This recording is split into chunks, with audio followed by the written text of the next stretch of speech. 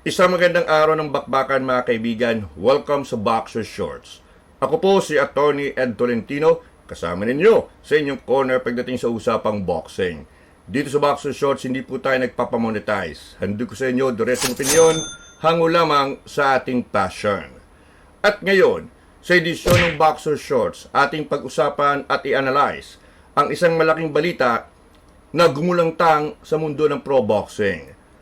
Ang 5-weight division world champion, pound for pound great na si Terence Crawford ng Amerika, inanunsyo ang kanyang pagre-retiro sa mundo ng boxing. Marami ang nabigla sa anunsyong ito sapagkat si Crawford is coming off a big win kontra kay Saul Canelo Alvarez. Kumbaga, nasa kasagsagan ng kanyang kasikatan itong si Crawford at inaasahan ng marami pa siyang haharapin na kalaban. Pero eto nga, sinabi ni Crawford, I'm done, ayoko na, retired na ako sa boxing. Ating i-analyze, totoo ba ang anunsyo na ito o di kaya gimmick lamang? At ang anunsyong ito, mga kaibigan, ito ba ay may relasyon sa naging away kamakailan ni Terence Crawford kontra sa World Boxing Council? Lahat ng yan ating i-analyze dito lamang sa Boxer Shorts. At heto nga mga kaibigan, ating i-analyze ang anunsyo ni Terence Crawford na siya ay nagre-retiro na sa mundo ng professional boxing. Alam niyo, maraming nagulantang sa balitang ito sapagkat inaasahan na marami na lalaban ulit ito si Terence Crawford because he is coming off the biggest win ng kanyang karera kontra kay Saul Canelo Alvarez last September. Inaasahan na marami na maaaring lumaban siya sa middleweight division para masungkit ang ika-6 na division title o di kay labanan muli si Canelo Alvarez sa isang napakalaking rematch. Then all of a sudden, sabi ni Terence Crawford, ayaw ko na. Ang anunsyong ito ay totoo mga kaibigan sapagkat si Crawford mismo ang naglabas ng anunsyo sa kanyang mga social media accounts. Kasama na dyan yung X, yung dating Twitter. Sinabi niya that he is walking away from the world of professional boxing. Ngayon, bakit biglang nagbago ang klima dito kay Terence Crawford? Bakit all of a sudden siya nagre-retire? Samantalang ang dami pang nakuumang lalaban para sa kanya. Well, alam niyo mga kaibigan, bago magretiro si Terence Crawford, maraming nangyari sa kanyang karera. Una, tinalo nga niya po itong si Alvarez in the biggest fight of the year. Sa kanyang pagkakapanalo, naging undisputed super middleweight champion si Terence Crawford. Pag sinabi natin undisputed, lahat ng 4 na korona nakuha mo. WBC, WBA, WBO, at IBF. So, undisputed champion si Terence Crawford. Pero nitong Disyembre, mga kaibigan, ang WBC biglang tinanggal yung WBC title dito kay Terence Crawford. So, bumina, hindi na undisputed si Terence Crawford sapagkat binawi ng WBC ang kanilang titulo. Ayon sa WBC, tinanggalan nila si Terence Crawford ng titulo sapagkat hindi raw nagbayad ng sanctioning fee itong si Terence Crawford para sa laban kay Alvarez. Ang sanctioning fee, mga kaibigan, ito ay ang halaga na sinisingil ng WBC para sa mga boksingero na lumalaban para sa WBC title. So if you will fight for the title of the WBC, WBA, WBO at IBF, hindi lang kailangan talunin mo yung kalaban mo. Kailangan, kung ikaw mananalo, abay kailangan bayaran mo itong WBC ng tinatawag na sanctioning fee. Usually around mga 3% ang porsyento na ito. So 3% nung kita ng boksingero ay mapupunta doon sa mga boxing organization. Kung hindi, abay, pwede ka nilang tanggalan ng corona. Medyo nakakatawa itong setup na ito sa boxing, mga kaibigan. Imagine niyo kung kayo ay basketball fan. Lakers versus Celtics for the NBA title. Ang ganda ng laban, bakbakan. Nanalo ang LA Lakers, nakuha yung NBA championship trophy. Tapos biglang sasabihin ng NBA, oops, kailangan bayaran mo yung trophy ha. Kung hindi, tatanggalan ka namin ng titulo at hindi ka na NBA champion, ibibigay namin sa ibang team. Medyo nakakatawa. Pero yan po ang sitwasyon na kinaharap ni Terence Crawford.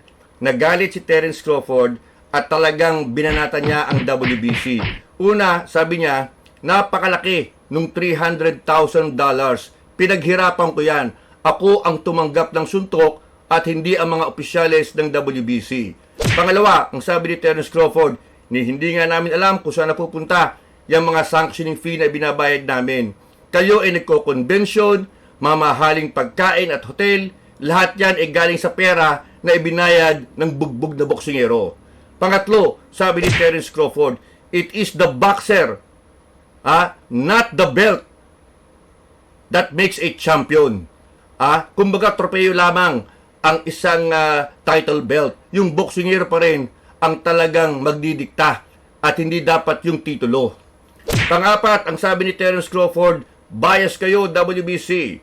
Si Canelo Alvarez, ang tagal niyong kampiyon, hindi niyo tinatanggalan ng WBC title kahit na harapan na kanyang tinatakbuhan si David Benavides, ang kanyang mandatory challenger for a very long time. Pero hindi niyo siya tinatanggalan. Ako, hindi lang nagbayad ng sanctioning fee, tinanggalan niyo agad. Kinlaro din ni Terence Crawford, willing naman siya magbayad, pero hindi ganun kalaki. Hindi niya maintindihan kung bakit pinangalandakan ng WBC na sila ang pinaka-prestigious na organization at dapat mas malaki ang bayad sa kanila. Yun ang hindi nagustuhan ni Terence Crawford. Bakit okay sa iba? Bakit ang WBC napakalaki ang sinisingil? So, ika nga mga kaibigan, napuno na itong si Terence Crawford sa politika sa boxing. Kasi itong WBC ay gumanti. Tinawag na ingrato si Terence Crawford. Kung wala daw mga WBC title, hindi daw kikita ng ganun kalaki si Terence Crawford. At ang ganti ng WBC ay ang pagtanggal kay Terence Crawford sa kanilang mga rankings. Nagpahiwatig din ng WBC na lahat ng mga boksingero na rank ng WBC ay hindi papayagang labanan si Terence Crawford. So napopolitika itong si Terence Crawford, nabwisit na yung mama because this is not the first time na napolitika itong si Terence Crawford. Kung maalala po ninyo, si Terence Crawford ay dating bata ng Top Rank Promotions. Mahigit kumulang 10 taong din siya sa Top Rank Promotions back in 2011 until the later year 2021. Now, during that time sa Top Rank, sabi ni Crawford, pinulitika din ako. Hindi ako binibigyan ng malalaking laban. In fact, inakusuhan pa nga ni Terence Crawford si Bob Arum na mas pinapaboran yung mga puti at yung mga Latino boxer. Siya iniitsapwera. Yun ang naging posisyon ni Terence Crawford.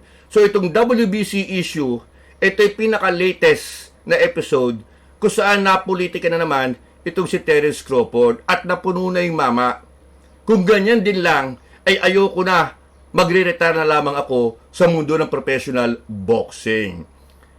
Ngayon, si Terence Crawford mga kaibigan, this retirement may be for real. May be for real. Sapagkat si Terence Crawford, even before the Canelo Alvarez fight, ay paminsan-minsan na lamang lumalaban. In fact, na-report pa nga na meron siyang iniindang injury before the Alvarez fight, kaya hindi na siya nag-tune up. Also, itong si Crawford ay 38 years old na. Malapit nang mag-40. Yung 38, matanda na yan sa pro boxing. And then again, financially, sa pera, okay na itong si Terence Crawford.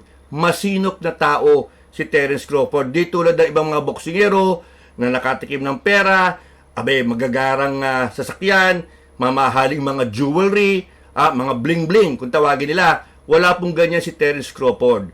Si Terence Crawford, laki sa hirap, muntik nang mapatayan nung siya'y bata pa habang nagsusugal sa kalye, natuto na siya sa hirap at ayaw niyang balikan yon. He is a real estate businessman, mga kaibigan. Yung kanyang mga kinitang pera, which is over 100 million, 50 million came from the Alvarez fight, yan po'y ininvest niya ng maayos. Nasa real estate business si Crawford, around 80 na ari-arian o properties ang kanyang nabili, ito'y pinaparenta niya, etc. So, malaki ang kanyang kinikita. At lahat ng ari-arian na ito ay binayaran niya ng cash. 80 properties paid in cash para wala siyang utang. Malaki rin kasi ang pamilya ni Crawford kaya kinakailangan niyang mag-invest. Meron pong koleksyon ng mga relo, mamahaling relo, tulad ng Rolex, itong si Crawford. Pero sabi niya, ito ay hindi pagmamayabang. Itong mga Rolex watches na ito ay investment ito sapagkat lumalaki ang value nito down the road. So, well-earned itong mga pera ni Terence Crawford, wisely invested ang kanyang mga kinita, at maaari nga sabihin natin, wala na siyang dapat i-accomplish. Ang pinaka-importante dito mga kaibigan, iiwan ni Terence Crawford ang boxing ayon sa kanyang kagustuhan. Hindi yung napwersa siya kasi na-knockout siya at wala na siyang patutunguhan.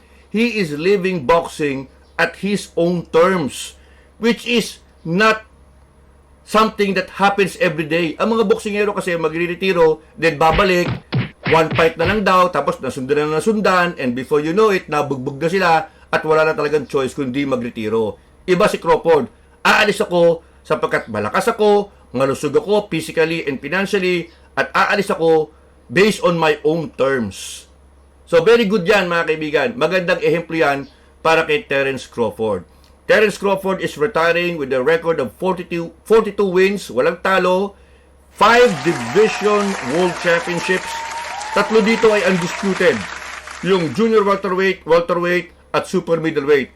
Crawford is the first boxer in the 4-belt era to become undisputed champion in 3 weight divisions. Ibang klase ang mamang ito. Marami pa sanang pwedeng laban para kay Terence Crawford, pero minabuti niya nung walis na base sa kanyang kagustuhan. So, well-earned career para kay Terence Crawford. Medyo bitin para sa tingin natin. Meron pa mga laban na magaganda, pero yan po ang kagandahan kay Crawford. Umaalis ako base sa aking kagustuhan. At yan po ang ating episode ng Boxer Shorts, ang ating pag-analisiya dito sa naging retirement announcement ni Terence Crawford. Masalimuot, naway naliwanagan kayo. Muli maraming salamat po sa inyong patuloy na pagtangkilik dito sa ating munting YouTube channel. Maraming salamat po. Medyo nawala tayo sapagkat nawala rin po ang ating boses. Ngayon lamang bumalik. Stay away from the flu mga kaibigan. Uso-uso po talaga. Enjoy the holidays. Ako si Atty. Ed Tolentino, muli nagpapaalala, walang personalan. Buntalan lang.